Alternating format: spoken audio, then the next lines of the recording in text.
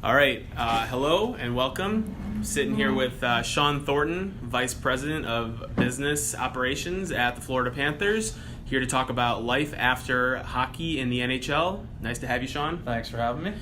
So just to start, why don't you talk a little bit more about some of your background and how you got into this role? All right, so I finished playing last year in April. It was my 20th year pro, 14th or 15th NHL, I guess. I spent 7 or 8 years in Boston, then came here for the final 3. And my plans were to get back to Boston eventually and probably do TV, community relations and stuff with the Boston Bruins. 2.5, 3 years ago, Mr. Doug Sifu and Matt Caldwell approached me about staying inside the organization, carving out a role that would fit for me. And I decided to take him up on it. The upside of coming in and learning the business side of things, which I've always been interested in, the vision of the franchise, where it was going, where it is going,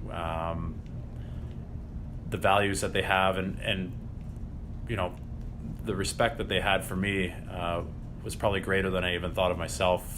So it took a little bit of thinking, because I could always go back to Boston and hit doubles and do TV and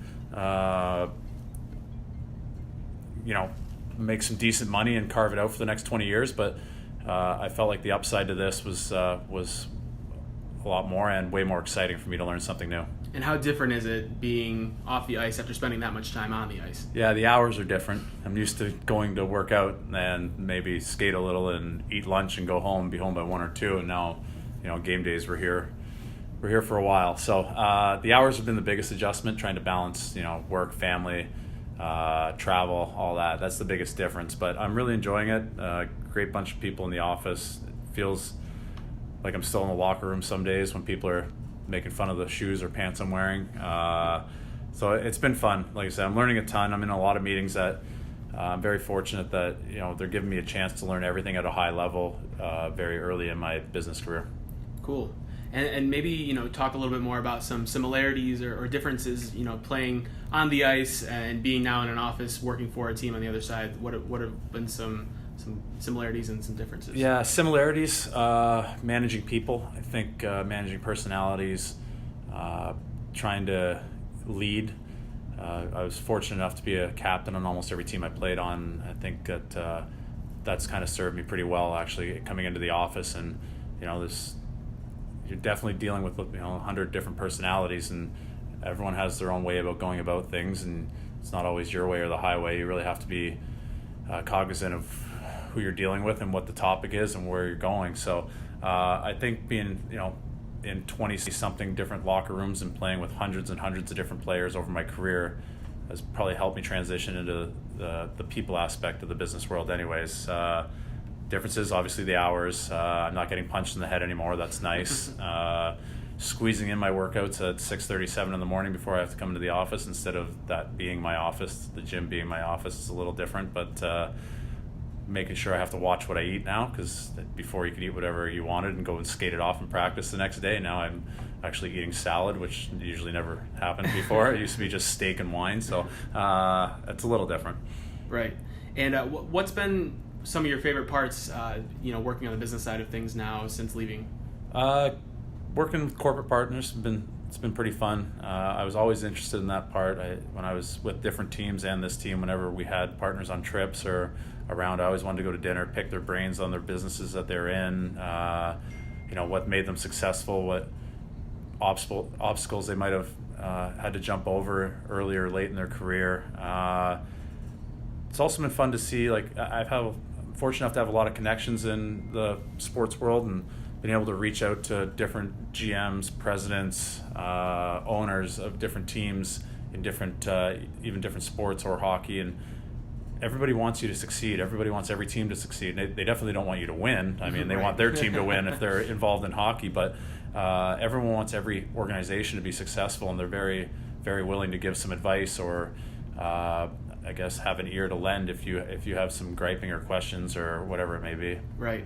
And, one of the things that I always hear is that we compete on the ice, but off the ice we want to make, the league as a whole better. So how has it been working with some past NHL players in the front offices of these franchises? Yeah, it's been great. I've gotten a lot of advice. A lot of it is learn the numbers from former players. They say, we understand the game very well as players. We understand the day-to-day. We can probably pick up on, the corporate partnership part of it. But when you really have to sit down and look at P&Ls and different budgets, that's not, the easy stuff for us. That's relatively new for most of the players. So I try and sit with finance at least once a day, sometimes longer than I should be. Maybe they're probably sick of having me in their office, but I'm fortunate here that everyone's been very helpful, and trying to learn as much as I can. Right. And the Florida Panthers are entering their 25th year next year. What is the most exciting part of that for you, or what are you looking most forward to? I think we're going to have to. It's a fine line. You want to celebrate the last 25 years. We've had some ups and downs here. I love the fact that our ownership is very committed and very reminiscent of the Huizinga family when they had sole control of the team. I also want to celebrate the fact that we're going to be here for the next 25 years. It looks like the Violas and the Sifu family are committed to being in South Florida.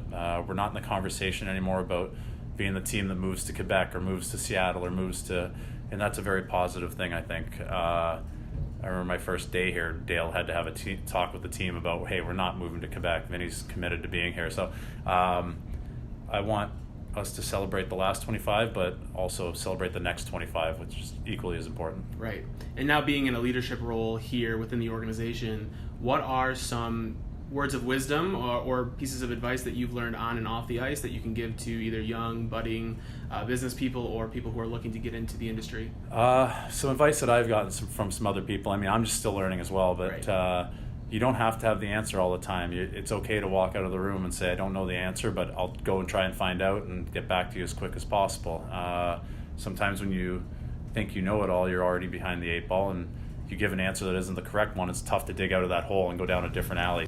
Awesome. Well, thank you so much for your time and sharing your experiences and, teaching a little bit of what it's like life after hockey. Thanks for having me. Hope it helps a couple pairs of ears anyways.